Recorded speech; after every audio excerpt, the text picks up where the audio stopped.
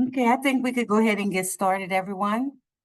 Again, good afternoon and welcome to the Office of Economic Development Business Information Session. My name is Margaret McGee and I'm the Business Services Manager. Business services assist entrepreneurs and business owners in starting and growing their business. We help in navigating through the different departments within city government to obtain permits and licenses. We also connect the business community with organizations that can provide technical assistance, incentives, resources, and other programs beneficial in operating a business. One way we do this is to host business information sessions. These sessions are held throughout the year and topics are gathered from entrepreneurs, surveys, and information we collect from the business community. This is a series of 3 sessions focusing on doing business with the local government, the state, and federal agencies. Today we have Ms. Joanne Lawrence, SBA Deputy District Director, with many years of experience and a ton of knowledge. She will share with us how to do business with the federal government. To keep down distractions, attendees, please turn your videos off and mute your speakers. I ask that you place all questions in a chat box and she will answer them when she has the opportunity. All handouts provided will be shared within 24 to 48 hours after the meeting has ended. Now I'll turn it over to Ms. Joanne Lawrence.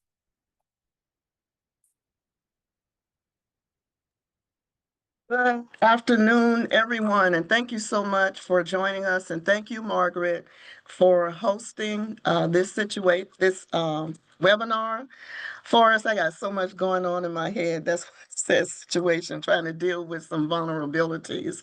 But today we will talk about doing business with the federal government. And I also noticed that we have SAM registration listed on there. So I'll guide you through how to complete your SAM registration. But I want you to know that although there is a lot of information that's going to be shared with you today, and that Margaret will share the handout with you, just know that we are here to assist you with completing whatever it is that you need to complete for doing business with the federal government. So it's not a one and done. You'll still have access to us. So to improve my bandwidth, because I'm in the office and sometimes our internet gets a little bit spotty, I will go off camera and I'm going to go on and share my screen.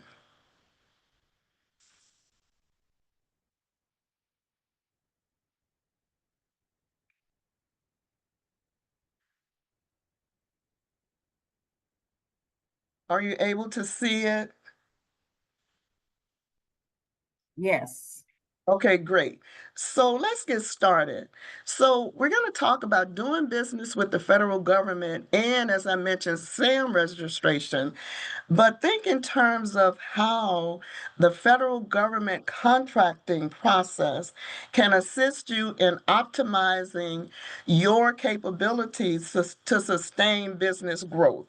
So we want to see you build wealth through doing business with the federal government, but also show you how doing business with the federal government can help you in sustaining your growth. So we'll deal with how you do business with the federal government, basically how the government buys, the bid process, what you need to know as a small business owner, SAM registration. So, of course, in order to do business with the federal government, you have to have an active SAM registration. And when we talk about the best practices in obtaining government contracts, one of the precursors to that is that you have to have an active SAM registration in order to participate participate in those best practices, which is actually getting certified in the different programs that SBA offers. And then I'll show you how you can identify contracts and potential customers. So first of all, I always like to ask, why do you want to do business with the federal government? And generally, I'll take, some time to see what kind of responses we get. But if you want to type some responses in the chat, that's fine. But I have a tendency to go overboard with information. So, I won't pause to look at the answers right now. But think about it. Why do you want to do business with the federal government? Of course, we know that the federal government is the biggest procurer of goods and services. So we estimate that the government spends in excess of $750 billion annually. And for fiscal year 23 and 24, the goal for doing business with small businesses was 23%. But we exceeded that goal. We did more than 28% in fiscal year 23 with small businesses for almost $179 billion. So my question to you is, did you participate in any of those contracts? If not, why not? Is it because you did not know, or did not have that SAM registration, or you just didn't know how to proceed? And I'm trusting that as a result of this session, that's going to help you. And if you do business with the federal government, you have the assurance that the government is going to pay you if you perform the contract in accordance with the requirements of that contract. So for fiscal year 25, which began October 1st, 2024, there is a 25% small business goal. Basically, the federal government will look to do at least 25% or award at least 25% of the contracts to small businesses. There is a goal of 5% for small disadvantaged businesses, and that includes our Section 8A program, which we'll talk about in a little while. There's a 5% goal for our service disabled veteran-owned small businesses, a 5% goal for our women-owned small businesses, and a 3% goal for our Hub Zone certified small businesses. And Hub Zone stands for Historically Underutilized Business Zones. So this chart that's up now shows you just how much was awarded in fiscal year 23 in each of the socioeconomic categories. I mentioned already that we did about 179 billion to small businesses.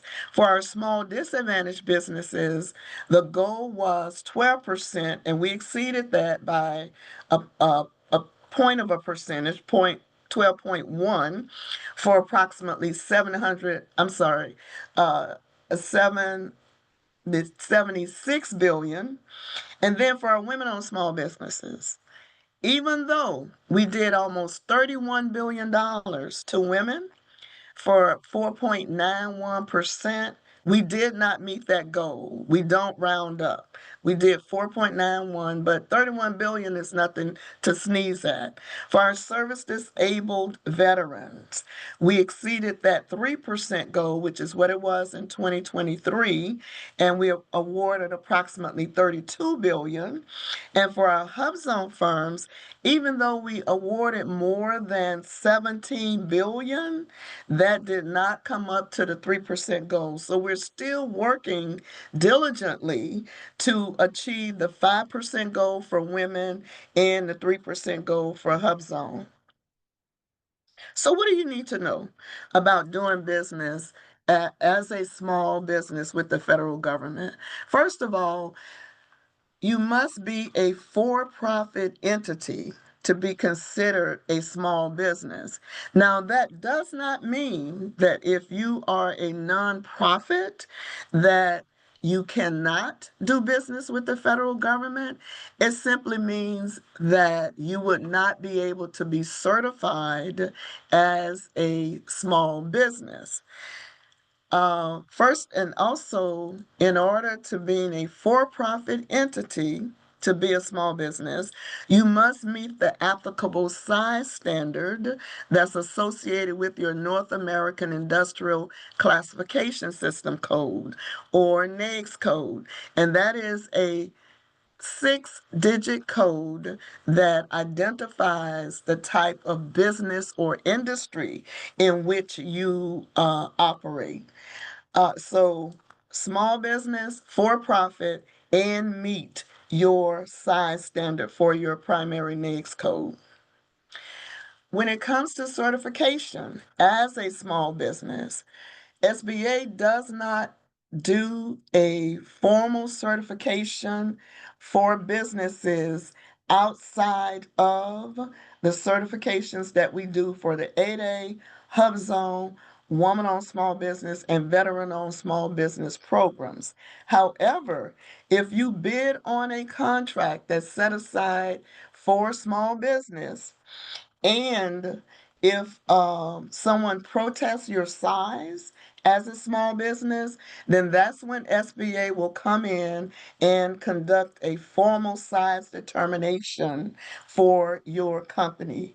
Apart from that, small business certification is a self-certification process. So when you complete your SAM registration, you're asked to put in your NAICS codes and your number of employees and your average gross receipts. And from that, a determination is made as to whether you generally meet the size standard for your industry, and you are given a profile in SBA's Dynamic Small Business Search database. So how does the government buy? So we're looking to purchase from suppliers and service firms or construction firms or manufacturers who can basically meet the government's needs. And there are certain standardized procedures that we must follow, and those are outlined in the Federal Acquisition Regulations. You hear us refer to it as the FAR. So there are several contracting methods that we can use. Of course, our credit card purchases for our micro purchases, the simplified acquisition procedures, which applies to contracts above the micro purchase threshold, but up to $250,000. Those contracts are restricted to small business competition. Sealed bidding, that's where the contract is awarded to the lowest responsive bidder. Contracting by negotiation, you're submitting a technical proposal and a price proposal. And then, of course, we have the federal supply schedules under the GSA, or General Services Administration schedules, as well as the government-wide area contracts. So for small business set-asides, the government has to have a reasonable likelihood that there are at least 2 small businesses that are able to submit a bid or an offer or proposal on that contract. So the government will conduct market research. That market research can be something as simple as searching SBA's Dynamic Small Business Search by the NAICS code that's applicable to that contract. Or the government may issue a request for information or a sources sought notice as a part of their market research. However, if they determine that there are 2 small businesses, then that would be sufficient data to support setting a contract aside and restricting competition to small businesses. If you are in the business of providing products, are supplies and you are not the manufacturer of that product or that supply, then you would need to comply with the non-manufacturer rule, which means that you're providing the product of a domestic small business. To ensure that the purposes of the small business set aside programs are met, there are subcontracting limitations. That means that you have to perform a certain percentage of that contract with your own employees. And that will apply to our 8A program, Hub Zone, Woman Owned, and Service Disabled Veteran Owned Small Business programs, as well as to total small business set asides. So I mentioned the rule of two. So what happens if the contract is above that $250,000 threshold? If the rule of two is met and the contract is above that $250,000 threshold, then the government can set that contract aside for small business competition as well. So with the subcontracting limitations, I mentioned that there's a certain percentage of the contract that you have to perform with your own employees. And when I say a certain percentage of the contract, I'm speaking of the actual amount of that contract that's awarded to you, the dollar value. And these subcontracting limitations, which restrict how much you can subcontract, are there to ensure that the purposes of the small business programs are met or are being achieved. So if you are a service firm, you would have to perform at least 50% of the amount of the contract with your own employees. If you are a manufacturer, then the same thing applies. 50% of the amount of the contract that's awarded to you with your own employees. And when I say employees, I'm speaking of those to whom you issue a W-2. If it's someone that you're issuing a 1099, that is not an employee, that is an independent contractor.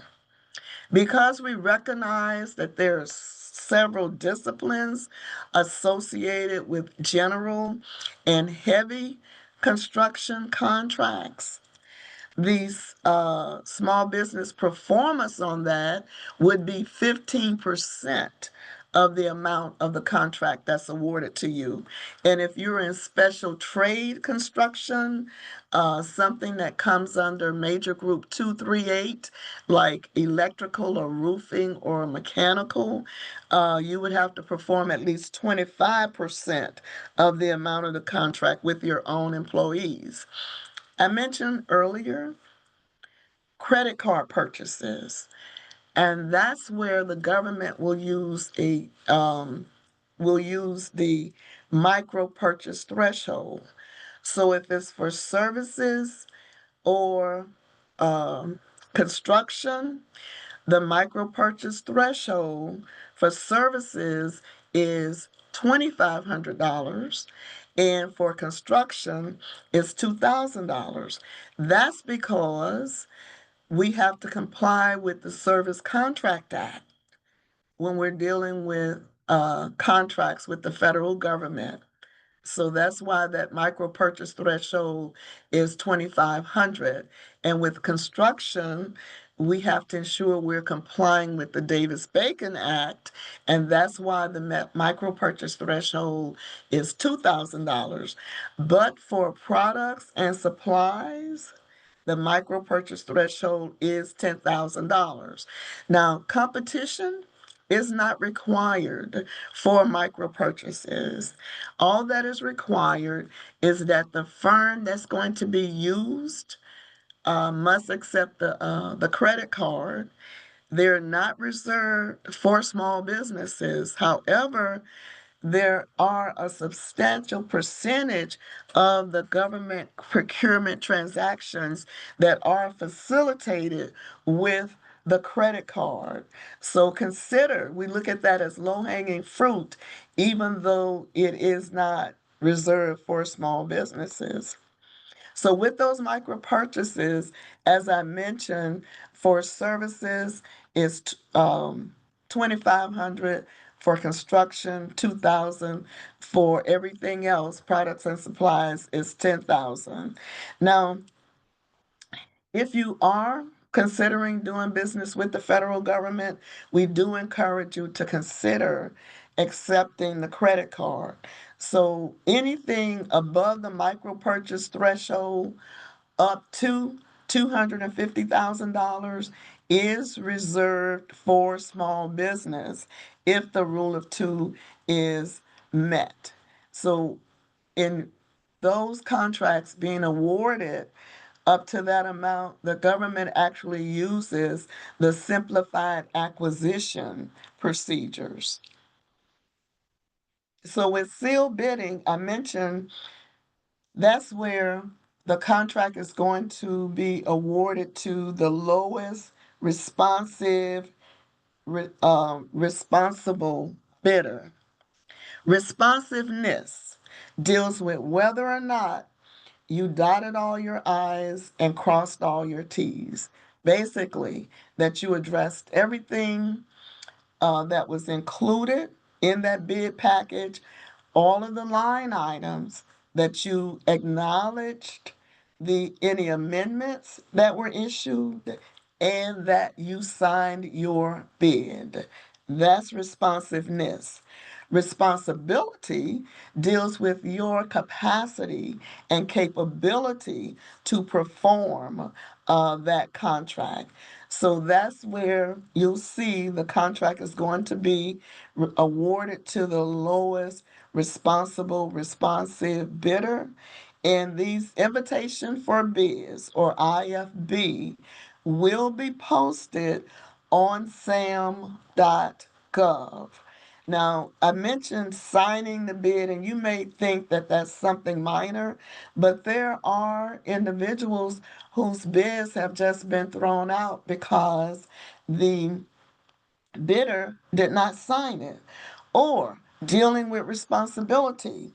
You submitted a bid, you're the lowest bidder, but you're not awarded the contract, with because your bid was not eligible. Was not legible. That means that you were not responsive. With contracting by negotiation, price is not always the determining factor, and that's why you're requested to submit a technical proposal as well as a cost proposal. So just like with an invitation for bid in the solicitation number, you will see a B in that number. For requests for proposals, there will be an R in the solicitation number. And when it is a request for quotations, you will see a Q in that number. That lets you know what type of bid it is. So with contracting by negotiation with a request for a proposal, we're dealing with negotiations. FAR Part 15 is what covers negotiations. When it's sealed bidding, it's FAR Part 13. So I want to go back to seal bidding for a moment, just to mention that if you bid on a contract with the federal government, an abstract of offers or bid abstract is prepared. And that information is available to you. It's public information. So you may ask, what's included on that bid abstract? I'm glad you asked. That includes each company that bid on that contract, the amount of their total bid, and it also includes the amount that they bid for the different line items. That's public information. So to see how you stack up against your competition, you can request a copy of that bid abstract from the contracting officer, and they'll send that to you. So I encourage you to do that so you can see, where you need to sharpen your pencil if you were not the successful offerer. For contracting by negotiation, for Part 15, where you are submitting a proposal, even if you are the winner or you're awarded that contract, request a debriefing. And in that debriefing, you can discuss your proposal with the contracting officer.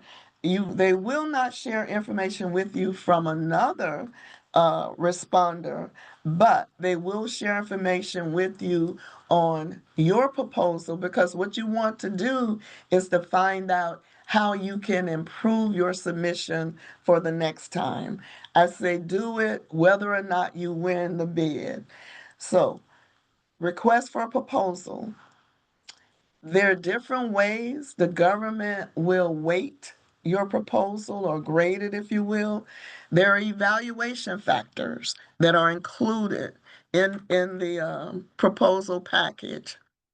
Those evaluation factors are what you want to address when preparing your proposal. And in the evaluation, you may find that the government is putting more weight on the technical aspect of the proposal than on price. Or they may be looking at price and the technical piece the same, considering them equally. Or as long as it's technically acceptable, the government will go with the lowest price. However, ultimately, what the government is looking for is the biggest bang for its buck. What's the best value to the federal government? When we're looking at requests for quotations and RFQ, you're actually submitting an informal offer to the government, which they may or may not accept. It may not result in a contract. However, if the government accepts your quote, then a purchase order will be issued to you. So, say for instance, you respond to an IFB. We're looking at FAR Part 13. You are responsive. However, the contracting officer determines that you are non-responsible. Basically, they're questioning whether or not you have the capacity, capability, expertise, the wherewithal to perform that contract. If you are the lowest bidder, and you were responsive, the government cannot just toss your bid. You have protection under the Certificate of Competency program, and we refer to it as COC. So the contracting officer will come to SBA and ask us if we will issue a COC on your behalf. And what we will do will come to you and ask you, do you want to request a COC? And if so, we will give you the information that you need to submit to us for us to evaluate. And if SBA issues that COC, then the government must award that contract to you. So I mentioned earlier about the consolidated purchasing vehicles, which are the GSA federal supply schedules and the government-wide area contracts that are awarded. And when responding to a federal supply schedule, you're actually submitting a proposal to GSA and to see if they will accept that. But actually, what they're going to do is to negotiate price and some other factors with you on that federal supply schedule. So, what does that do? It puts you in a pool that any federal agency who has the same purchasing needs can use and will come to you directly. Also, what you'll notice is on some of the solicitations from the government that they will restrict competition to those firms that are on that schedule. So there are 12 major multiple award schedules that GSA has, and you can access them on the GSA website, www.gsa.gov.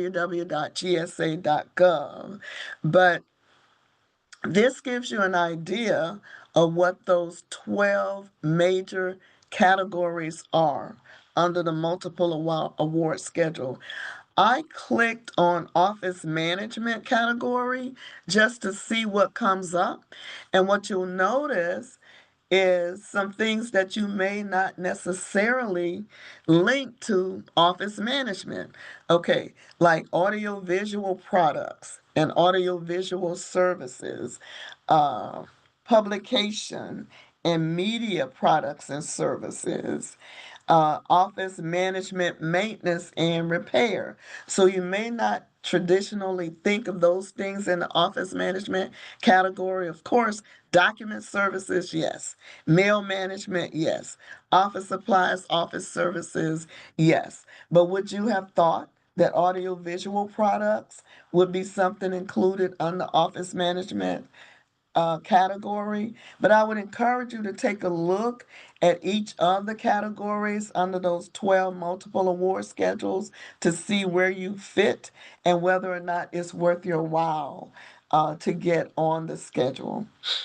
So with contracts above the micro purchase threshold, 2,000 for construction, 2,500 for services, 10,000 for supplies, up to 15,000. No public announcement is required.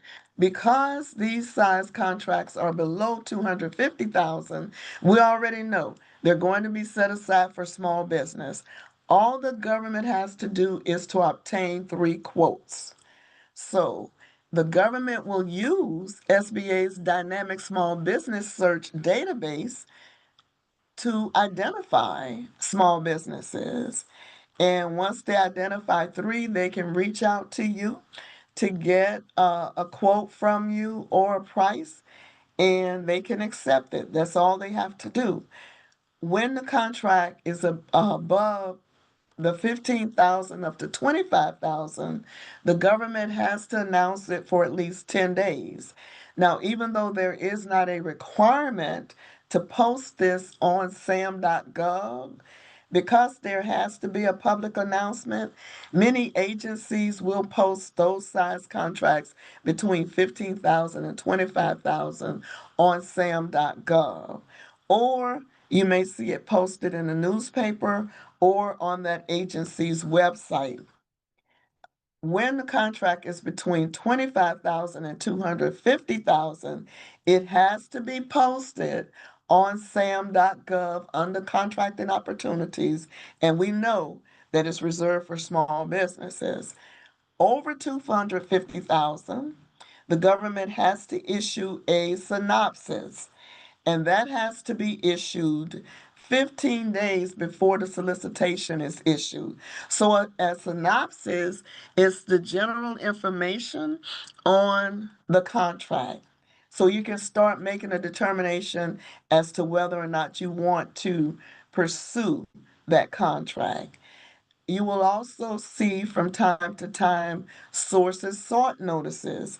As I mentioned, that's the government conducting market research. So we encourage you to respond to those sources sought notices because that can help in getting contracts set aside for small businesses.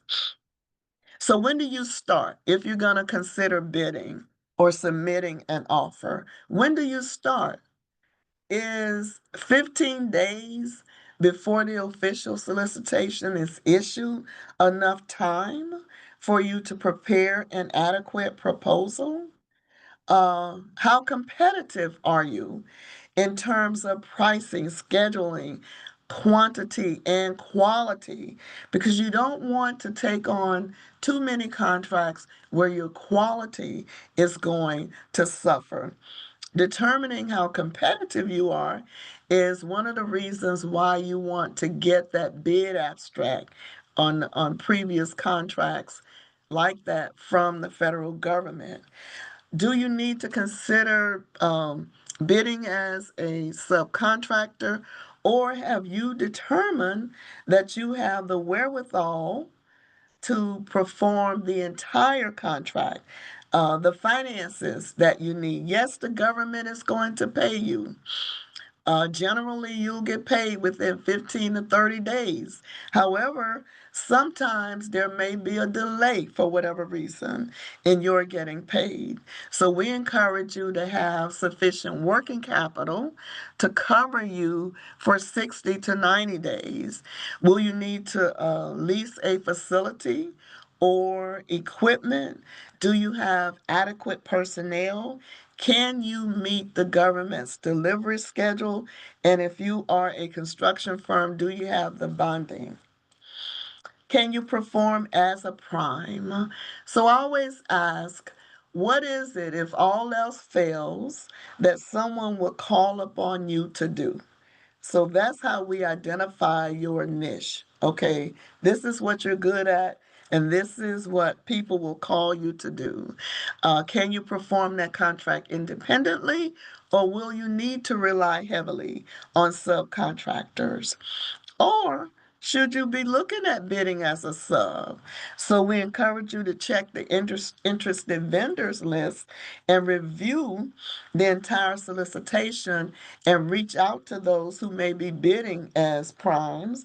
But you can also check our subcontracting network directory to see which major primes have contracts already with the federal government, because they're required to submit a subcontracting plan. Some things to remember if you decide to bid, that generally the solicitation is open for 30 days, but from time to time there may be extensions, and those extensions will be posted via amendments. That's why it's important to review the amendments and why you are asked to acknowledge the amendments.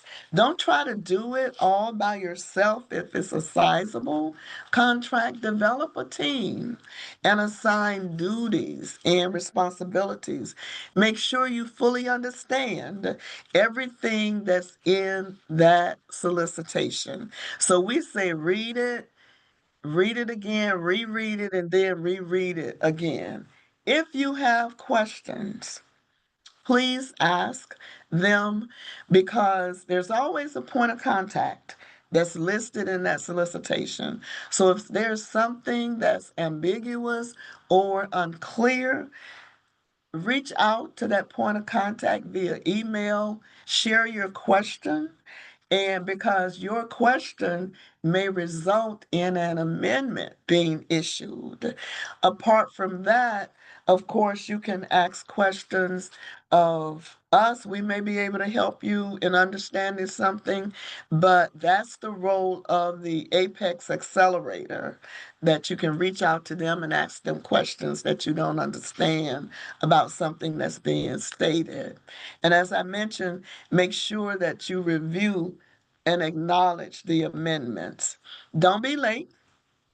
If the bid package says we have to have this proposal or this bid by 2 o'clock Eastern time, then we know that that's 1 o'clock Central time. Make sure you sign and date it.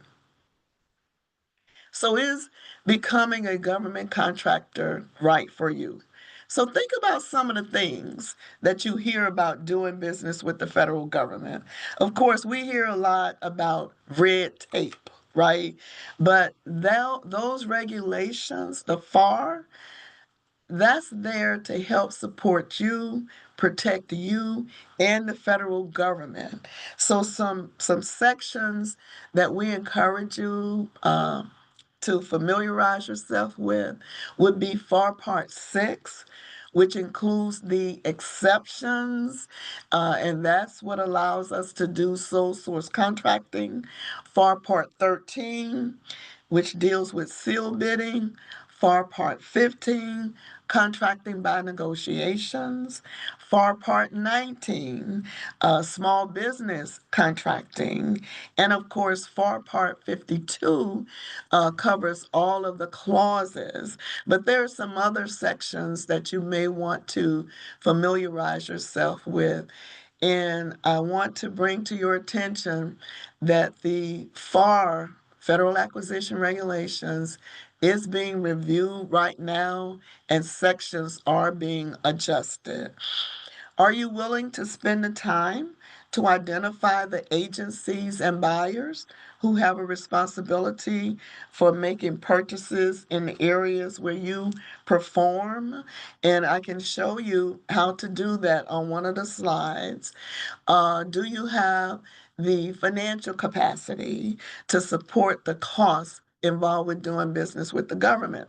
So I talked about, sometimes there may be a delay in your getting paid and the importance of having adequate working capital.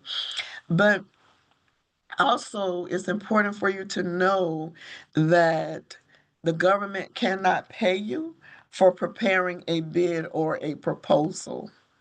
So, some marketing tips: identify which agencies who have a need for your goods and services.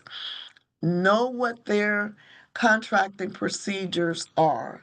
So, what I mean by that is, we have several procuring activities here in Louisiana. Some of them, their contracting authority may only go up to $500,000 or $1 million. So above that amount, you may be dealing with a contracting agency in DC or over in Florida. So you want to know what that particular activity's contracting authority is. Develop a focused marketing strategy. So what do I mean by that? When someone asks you what you do, be specific and be direct in sharing with them who you are and what it is that you do. One of the worst thing that you can do when somebody asks you, what do you do or what do you provide, is ask, what do you have?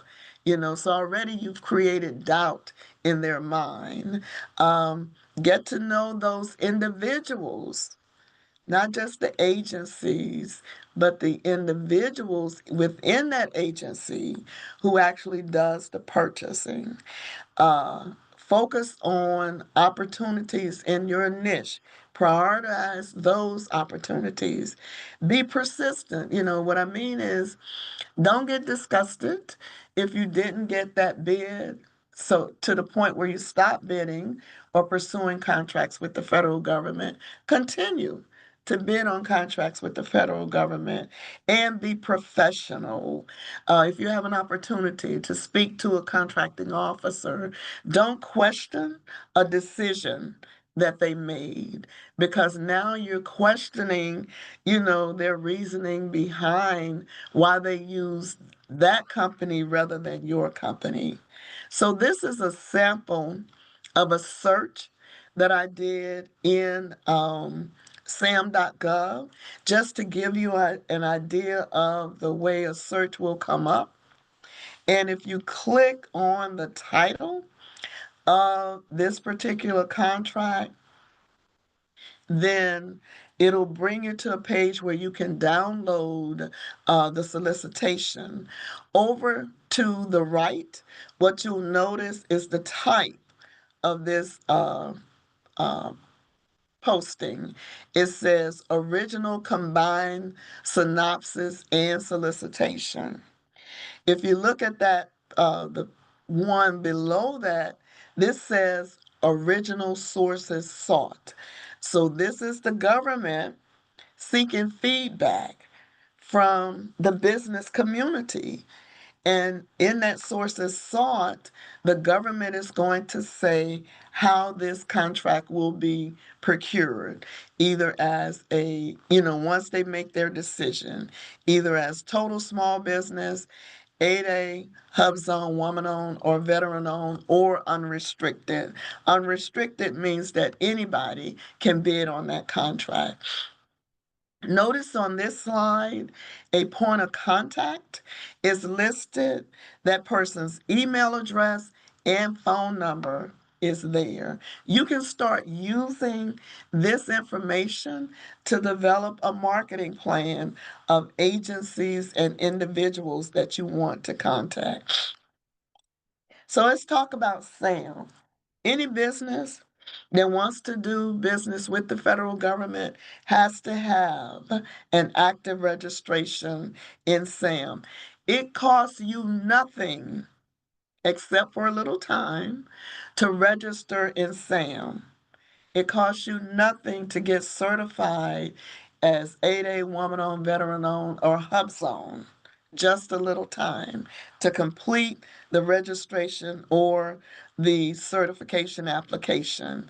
So, what SAM does is that it consolidates the government's acquisition and award systems. Prior to SAM, you had to go to several different systems to complete registrations. So it was developed to streamline the process for the government and for you in doing business. But please don't pay to get registered. So these are the systems that have been combined in SAM. The Central Contractor Registry, which was for the businesses, and the Federal Agency Registration, which was for the federal government. The Online Representations and Certifications application, we referred to it as ORCA. That was a separate system. The debarred and suspended list, that's the excluded parties list, is incorporated in SAM. The old FBO, or Federal Business Opportunities, is now in SAM under Contract Opportunities, and the Federal Procurement Data System, FPDS, where you can go and search to see which agencies have awarded contracts in your area. This is where you want to be, where you see this Uncle Sam hat. You know that you are on the official website. You will need to create a login.gov account if you do not already have one. And you put in your email, whatever email address you put in there, please make sure that you have access to it at the time that you are completing your SAM registration, because a verification email will be sent to that address. Once you do that, of course, you're going to check this box that you're accepting the rules of use for login.gov. You'll click continue, and you will add an authentication method and then go on to continue with your SAM registration. Of course, again, for SAM, you'll be asked to agree to the terms and conditions of use. The system is going to send you a one-time password to that email address that you put in at login.gov. Once you enter that, now you're able to go on and start your registration. So if you're new to SAM, you're going to click Add New Entity. If you need to renew or update, you're already in SAM, you click the Renew or Update button. Notice these zeros across the top. That keeps you aware of actually where you are. So if you had completed your registration, there would be a 1 there where that 0 is for active registration. If you're new and you're just now doing it, of course, you're going to have your user, your unique entity ID assigned, or if your profile is inactive, a 1 is going to be there. But this is always your home screen when you log into SAM.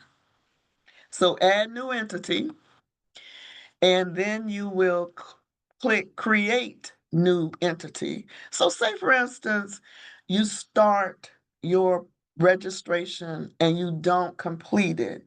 You would actually click Go to Workspace, and it's going to bring you to that previous page I just showed you where the zeros were. What do you want to do? You want to do business directly with the federal government. So you would click that circle and then click Next. And what is your goal? You want to bid on federal procurement opportunities as a prime contractor. So you would click that button. And then it brings you to who is it that's requiring you to do that. So when we're doing the training for you, of course, you're going to check the federal government because you want to do business with the federal government. Then you want to choose your option of what is it that you want to do. So we encourage you to check all awards because that's the highest level that you're able to get. So check all awards and then click select. That will bring you to the next page. Are you registering a government entity? That's going to be no. Okay. Once you click no, then you also have to check that your company is physically located in the US, and then you'll click next. If you're new to completing your SAM registration, you will not have a cage code. The cage code is the commercial and government entity code. It's a 5-digit code that's alphanumeric, and it is assigned to you by the Defense Logistics Agency once your SAM registration is active. So if you're not in SAM, you're going to check no and then click next. So this is a synopsis of what you've done already. You've told the system that you are registering a business or organization for all awards. Then you click next, and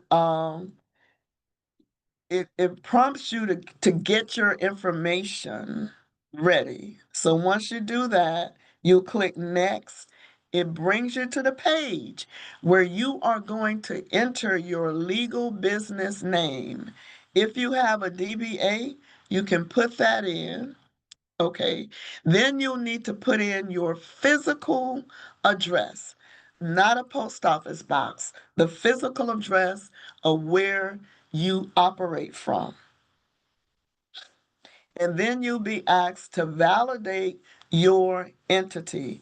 And so, because the system is guarding against fraud and identity theft, the system is going to ask you to upload some official documentation to verify your name and address. And you be asked to put in the year that you started and the state where you were incorporated. Then you'll click next. This is the information that you put in. It's going to let you know, okay, this is what we see that you put in. You verify that everything is correct. If something on there is incorrect, please use the previous button rather than the back button in your internet browser because that can knock you out the system. If you have to go back, click previous. If not, click next. And this page ask you to upload documents to verify your business. So it gives you a list of acceptable documents. They're looking for something that has the legal business name and the physical address in the same document. You would need to upload that. Or the legal business name and the state of incorporation in the same document, or the legal business name and start year in the same document. Notice that those items are what verify what it is that you already put in, and you would click add document. So we encourage you to have those types documents either uploaded to your laptop or on a flash drive so that you can add the document. Now you're asked to enter your relationship to the entity. So generally, it's an employee or officer. So we encourage you as the owner to do the registration because you have to put in your banking information and your employer identification number, and you don't want to just entrust that to anyone. So once you start to complete your registration, there's core data, assertions that you have to make, reps inserts, that's your checking boxes, and your points of contact. Those are the key fields that you'll complete with your SAM registration. Your unique entity identifier is going to be assigned to you through the system. So you need to have that readily available. Your tax ID number from IRS, general information on the company, financial information, your gross average annual receipts, and also there are questions on there that ask about any proceedings in which you are engaged. On this page, it asks you for your business information. So the employer, the 10 type, we want you to use your employer identification number and not your social security number. You need to protect yourself. The taxpayer name is the name under which your taxpayer identification number from IRS was issued. So make sure you have that accurate, because if it doesn't match what IRS has, it will cause you to fail IRS validation. Business start date, this is the information on the company. Your start date, the date that your fiscal year ends. So if you close your books on December 31st, then of course you're going to put in 12/31. Your congressional district is going to be pre-filled based upon the physical address that you put in the system. It is okay for you to have a different mailing address, like a post office box, but just know that for your physical address, that cannot be a post office box.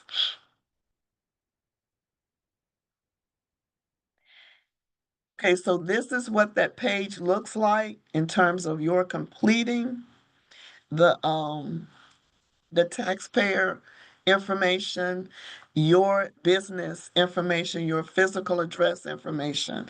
So notice at the bottom of this page, the physical information is grayed out. That's because it was pulled from that original information that you entered. Okay, so we talked about the taxpayer information already. Once you put in that taxpayer information, you will be asked to request IRS to send you a password. And that password is going to be sent to the email address that you put in. That's why you want to have access to that email address. Now, for general information on the company, when we start to put in those assertions, this box at the bottom deals with companies that are entity owned. Okay, so if you're not an entity owned company, then you would leave that blank. On the next page, then you're going to select your socioeconomic category. So if you are a veteran, you can check that you are a veteran owned business. However, You cannot check that you are a veteran-owned small business if you have not been certified by SBA. Same thing for woman-owned. You can check that you are a woman-owned business, but you cannot check that you are a woman-owned small business until SBA certifies you.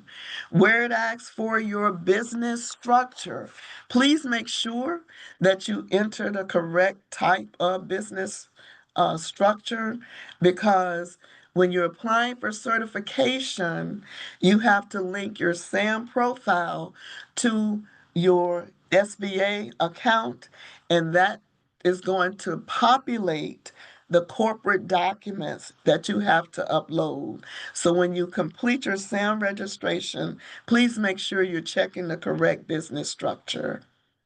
And this is what that looks like once you filled out that section.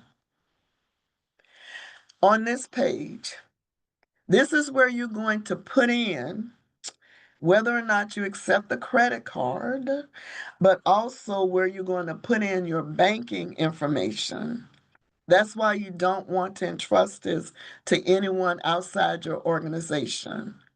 Next, you're entering assertions, which is where you're going to include your NAICS code, the number of employees, and your gross average annual receipts, whether or not you want to be placed on the disaster registry. So with your NAICS code, you can either enter the NAICS code if you know it and click search, or you can enter a description and put search. And or say like you have multiple NAICS codes in one industry. I'll use construction. So you may put in 236, click search, and then as your NAICS code comes up, click add, and it moves it down to the bottom. If you need help with identifying your NAICS codes, you can reach out to us and we can help you with that. We don't usually worry a whole lot about product service codes. It's optional, so you can leave that blank. On your size, if you're in service, construction, or retail, your size standard is going to be determined by your gross average number of receipts. If you are a manufacturer or a regular dealer, your size will be determined by your number of employees. So you put that information in there. For the disaster registry, you get to select any state, one state, or multiple states. If you click any state, that means you don't have to do anything else. One state, you have to put that one state in there. Multiple states, you can enter up to 3. If you're in construction, then you would put in what your bonding capacity is. The reps and certs, you're checking buttons asking, do you attest to this? Yes or no. And there's also a section for read-only provisions. You would only need to check that box. You'll be asked to put in points of contact for accounts receivable, electronic business, government business, past performance, and sole proprietor if you are a sole proprietorship. If the system verifies that you are a small business based upon what you put in, you're given a profile in SBA's Dynamic Small Business Search database. So what we encourage you to do is to access your DSBS profile so that you can complete the sections that don't transfer over from SAM, like a capabilities narrative, your keywords section, your performance history, the owners of the company. So you want to make sure that you go into DSBS and include that information. So some best practices, of course, are the certifications that we offer for 8A HubZone Woman-Owned Service Disabled Vet. We saw there are goals assigned to each of these programs, which means that contracts are set aside for each of these programs, and only those firms that are certified can bid on those contracts. So it helps to narrow the playing field and the competitive arena for you when you're pursuing contracts. So the 8A program is a business development and contracting program that's designed to give you a leg up in doing business with the federal government. Our primary focus is business development. For all of these programs, you have to have an active registration in SAM and you must be small. For 8A, this is the only program that has a length of time in business requirement, which is 2 years, as evidenced by revenues on your income tax returns. The 8A program is race and gender neutral, so anyone can apply for participation in the 8A program. For all of the programs, you must be a U.S. citizen. So, what are the benefits? We can award sole source contracts for services, construction, and supplies up to 4.5 million, and for manufacturing up to 7 million. That means that you're not competing. We select you for that contract. You submit a proposal, negotiate a fair and reasonable price with the government, and the contract is awarded to you. If it's offered to us above those thresholds, we accept it for 8A competition, but you're only competing against other certified 8A firms. It's an electronic application. You would apply at certifications.sba.gov. And we conduct hands-on workshops to assist you in completing all of these applications and your SAM registration. We just completed a series in April with Xavier University, SBDC. We're doing a series at Southern University in Baton Rouge on June 16th, 17th, and 18th, Get Certified Week. And on June 24th, we will be in Hammond doing hands-on workshops. So we work with you to get these applications done.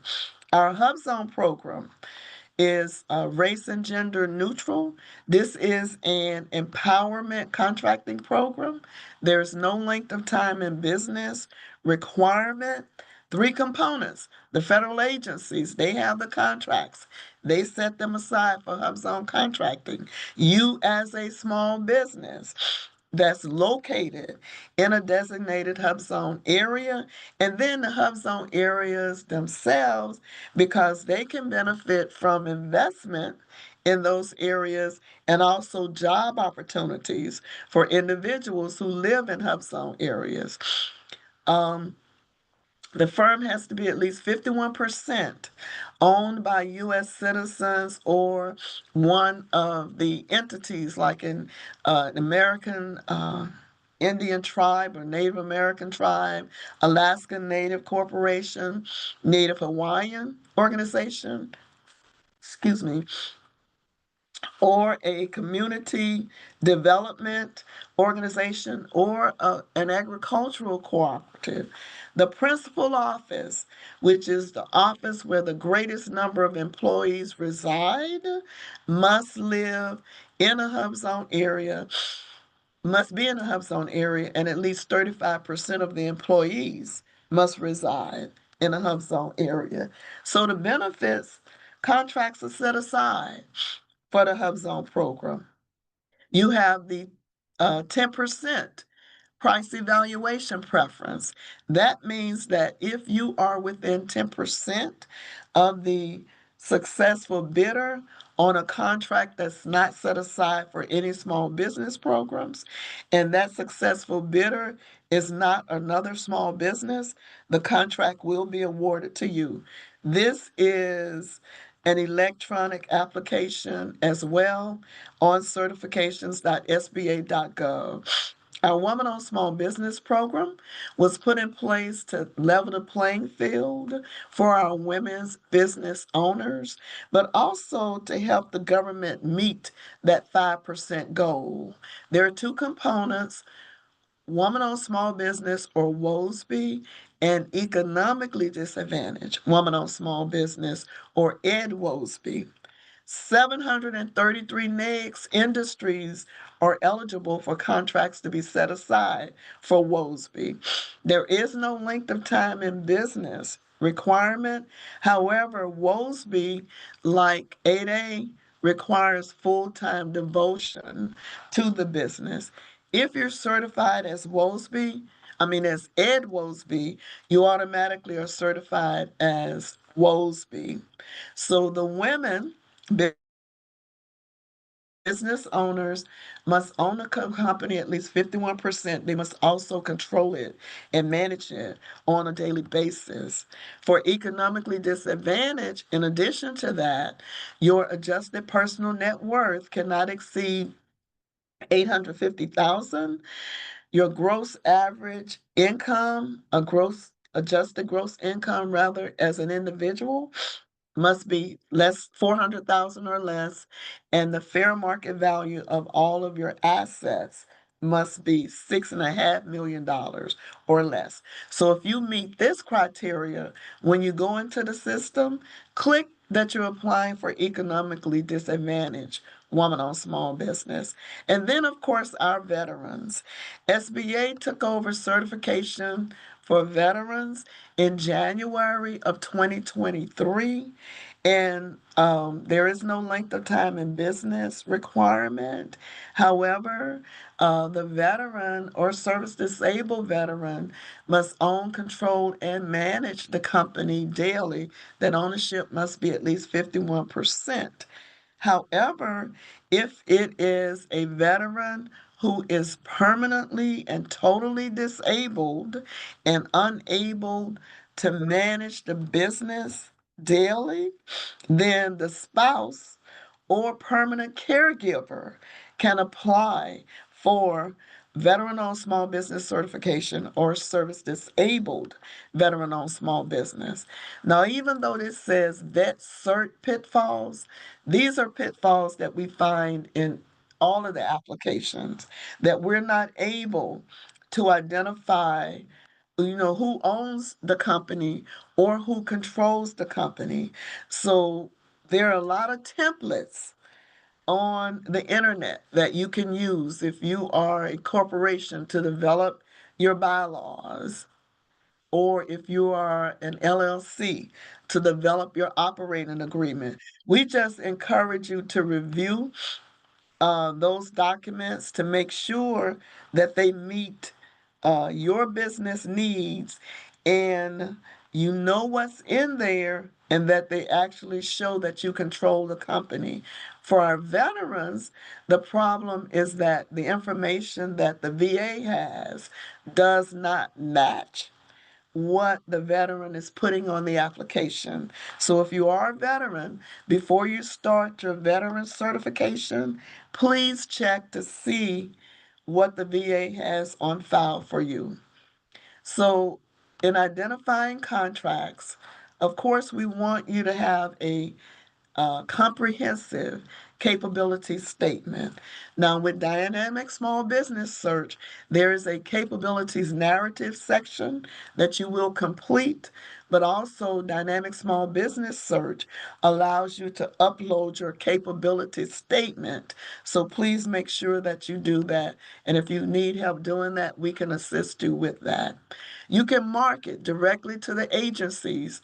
I showed you how you can start developing a marketing list of points of contact, but here's a link here where you can identify all of the directors of the Office of Small and Disadvantaged Business Utilization, or the OSTBUs, for the different federal agencies. I mentioned earlier using our subcontracting network to identify potential primes that you can approach about subcontracting, because those major primes who are other than small are required to submit subcontracting plans to SBA and to the federal agencies on construction contracts above 1.5 million, and on service and supplies above 750,000. And in those subcontracting plans, they're telling us how they're going to meet those goals. The 5% SDB, 5% women, 5% veteran, 3% for Hub Zone. And this shot here gives you what that subcontracting directory information will look like. It gives you the point of contact, who is the small business liaison officer, that person's phone number and email address. So we talked about contracts being posted in sam.gov. I won't go through that again. We already did that. But you can search by keywords or the NAICS code. I prefer searching by the NAICS code. To find out which agencies have used companies like yours, basically purchase products under your NAICS code, you can go to the Federal Procurement Data System. There's an easy search feature. Put in your NAICS code, and the system will come back with the top 10 departments that have purchased under that NAICS code, the top 10 procuring activities or contracting agencies, but also the top 10 companies that have received contracts in that NAICS code. You can sort your results by date signed, and that will bring the most current contracts to the top. And then you can extract that information in an Excel spreadsheet. So it gives you an idea of who has a need for your goods and services. And as I close, one of the ways to build capacity to go after contracts and to go after larger contracts is through joint ventures and mentor protege agreements.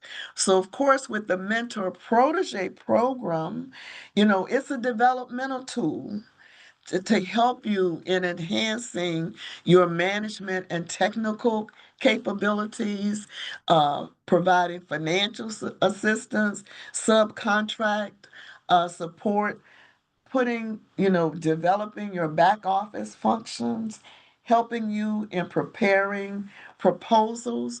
So when you're identifying a mentor, you want to share with them what your goals are for your company, what your needs are, and get them to buy into that. And then for joint ventures, of course, that's to enable you to improve your capacity and expertise when you're going after contracts.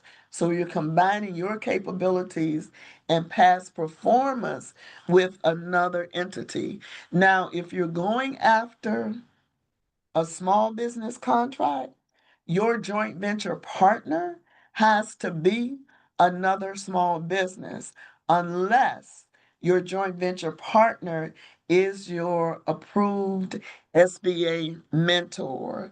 And if you needed more information on developing your mentor protege agreement or an understanding everything about that program, which for SBA is the All Small Mentor Protege Program, or if you needed assistance in understanding joint ventures, you can reach out to us.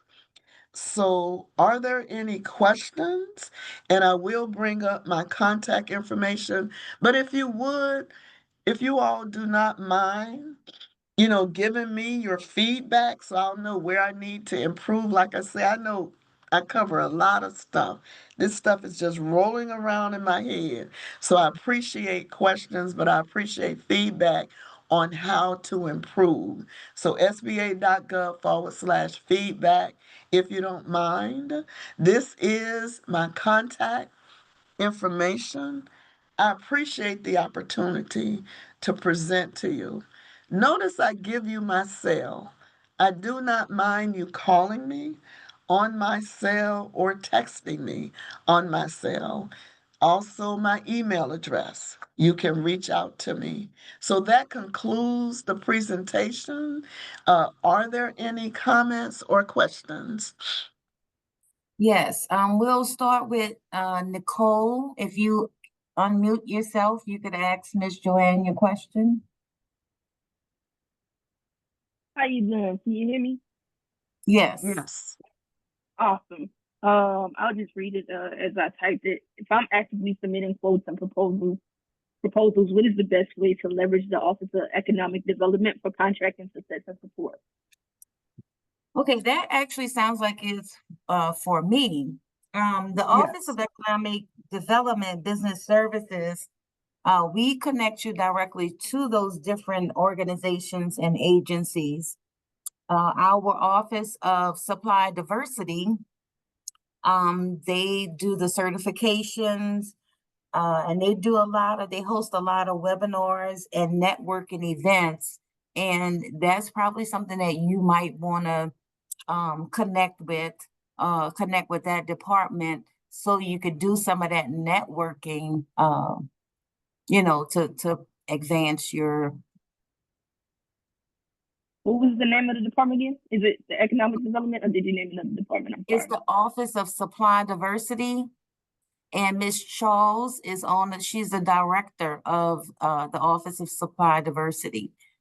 She's actually on a meeting with us today, but I'll definitely send you their information. Like I said, they host a lot of webinars, just kind of like getting that networking in and meeting the different businesses and the subs and the primes, and just getting into that will help you out a lot. And also, with proposals, the Apex Accelerator, can provide some guidance in that. They can't do the proposal for you, but say for instance you had a question about something that was in the solicitation, they can assist you in understanding that. And also, with giving you a second look or a second eye looking at your proposal, it may have been something that you missed, and they can help you with that. And they're funded by the Department of Defense to provide that service to you. Understood. I'm familiar with Apex and the Mentor Protege program. I've used at least like 2 or 3 of their mentors before in the past. I do have a side question, if that's possible. It's very quick. You do have what? I just have one more question. It's very quick. Okay. Okay. My question was, when you were talking about the SAM registration, you talked about that there's like another website or something that automatically generates the information for small businesses or disadvantaged businesses. What was the name of that site? And that's for all small businesses, dynamic small business search. So you can get to that at dsbs.sba.gov. I'm going to put it in the chat. It's dsbs.sba.gov. And that's SBA's database of small businesses. And when you complete your SAM registration and the system verifies that you generally meet the size standard, it'll give you a profile in Dynamic Small Business Search. That was a good question. And remember, you will get a copy of the presentation from today. Okay, so next we have Don.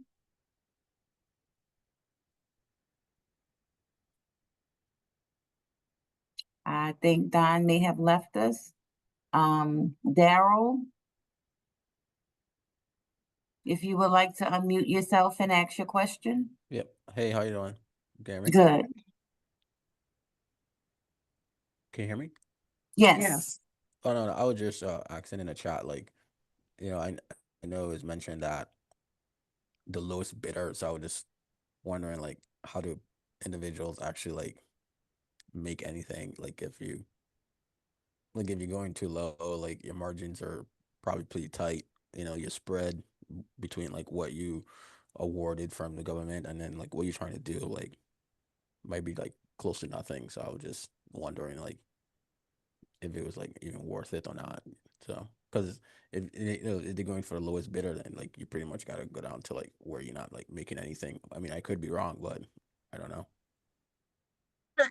So it just depends. It's an individual thing. So of course, when you are preparing your bid, you want to make sure that you're covering all of your costs, but also including a percentage for your profit. Now, of course, ultimately, the profit you realize depends upon how well you manage that contract. And that's why, I encourage you that if you bid on a contract, even if you don't win it, or even if you win it, get a copy of that bid abstract from the government. In the FAR, it refers to it as abstract of offers. But if you say bid abstract, the contracting officer knows what you want. So that way you can look at, like where you are. So you're not bidding, to lose money. We don't encourage anybody to just take a job to take it. Whatever it is that you're doing, always include an amount for a profit in there. So did that answer your question? Thank you. Yeah, absolutely. Thank you. Okay, so next we have Kiara. Would you like to unmute yourself?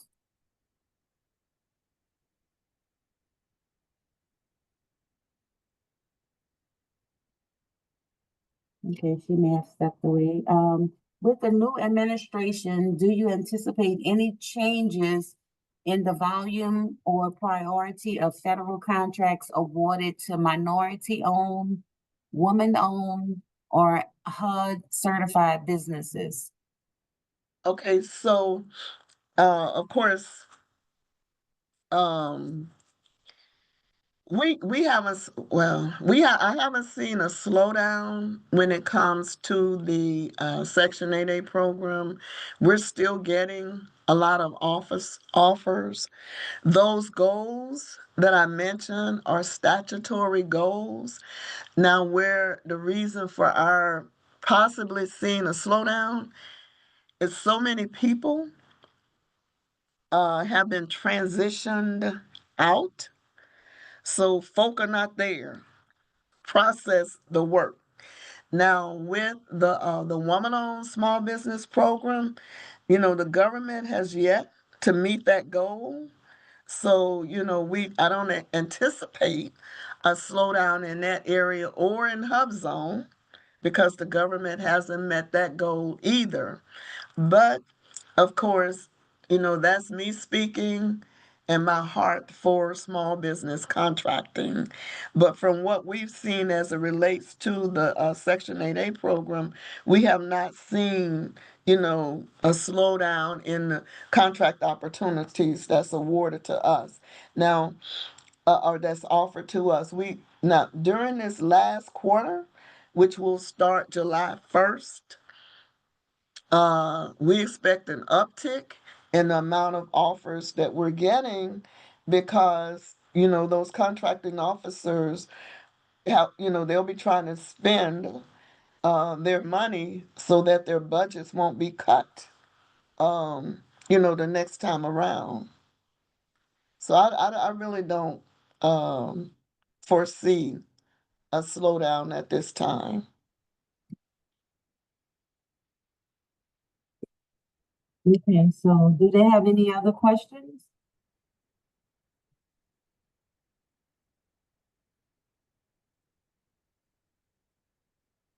Okay, that's all we have in the chat box. I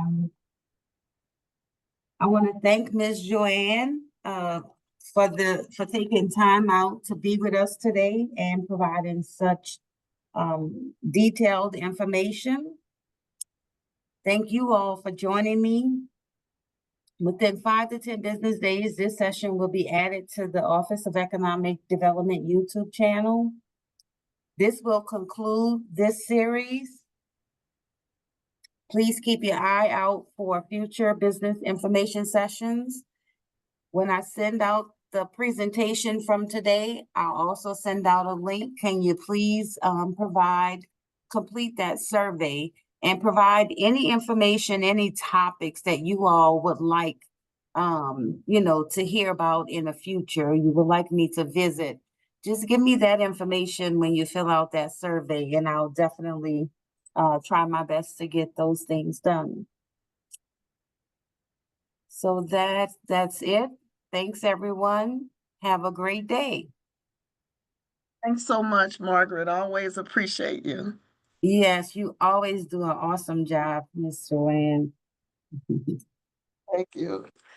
All right. Y'all take care. All right. Thanks, everyone.